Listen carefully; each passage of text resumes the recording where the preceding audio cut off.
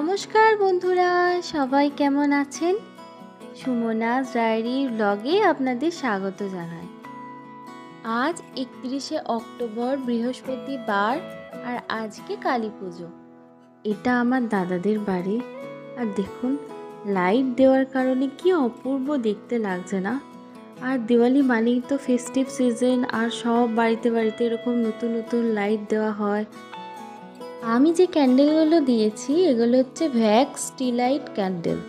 তো এগুলো আপনারা অনলাইনে সহজেই পেয়ে যাবেন, অ্যামাজন, ফ্লিপকার্ট সব জায়গায় আপনারা এটা পেয়ে যাবেন। মোমটা কন্টেনারের মধ্যেই থাকবে, সেটা প্রবলেম হয় না। কন্টেনারটা তুলে ফেলে দিলেন, প্রবলেম হয় না, কোনো মেঝে দাগ হওয়ার ভয় থাকে না। কিন্তু মোমবাতি দিলে আপনার মোমটা তুলতে প্রবলেম হয়, অনেক সময় মেঝেতে দাগ হয়ে যায়, ওটা রিমুভ হতে চায় না। তার জন্য মনে হয় কি আমার ভ্যাক্স টি লাইট ক্যান্ডেলগুলোই বেস্ট মোমবাতির থেকে। আজকে দীপাবলির দিনে বাড়িটা কিভাবে সাজানো হয়েছিল সেটাই আপনাদের সঙ্গে শেয়ার করছি। আর এই ক্যান্ডেলগুলো দিয়েই সাজানো হয়েছিল বাড়িটা।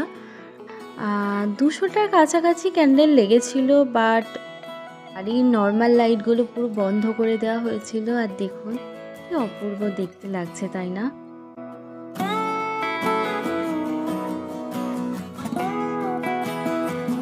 আর বারান্দাটা এইভাবে সাজানো হয়েছিল আমাদের লাইট দিয়ে।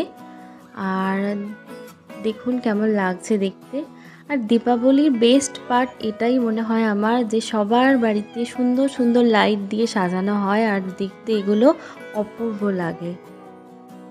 আর আমি কালী পুজোতে উপোস ছিলাম, তো এটা আমার ফার্স্ট কালী পুজোতে উপোস থাকা।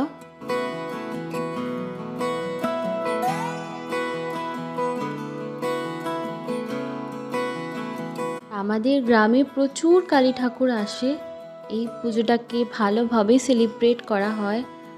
আর এই ঠাকুরটা ছিল বাড়ির একদমই কাছে। আজকে আমার শ্বশুর মশাই, শাশুড়ি মা, মা, বাবা, হাজবেন্ড সবাই মিলে আমরা ঠাকুর দেখতে বেরিয়েছিলাম। আর দেখুন কি অপূর্ব করেছে, তাই না? এই ঠাকুর দেখতে বেরিয়েছিলাম কারণ এই সময়টা প্রচুর ভিড় থাকে, আর তার জন্য আমরা ডিসাইড করেছিলাম আমরা হেঁটেই বেরোবো। আর খুব বেশি দূর না, খুব কাছে কাছেই ঠাকুর থাকে অনেকগুলো, যতগুলো পেরেছি দেখেছি। এইটা ছিল নেক্সট ঠাকুর।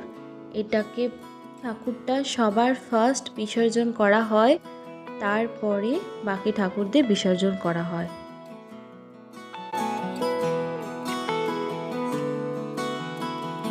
এইটা নেক্সট ঠাকুর ছিল। আর আমরা যখন গেছিলাম তখন ওই সময় ওখানে আরতি চলছিল।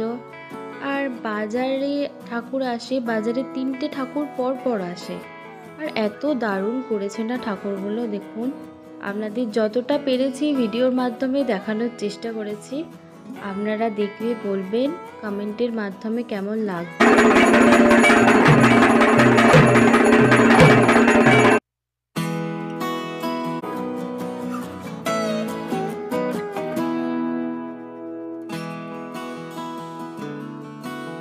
এই ঠাকুরটা ছিল নেক্সট ঠাকুর দেখা। আমার বাবার বাড়িতেও ঠাকুর হয় ঠিকই, কিন্তু এত সুন্দর কালী ঠাকুর সত্যি কথা বলতে আমি কোথাও দেখিনি। আর এত ইউনিক ইউনিক টাইপের প্রতিমাগুলো করেছে।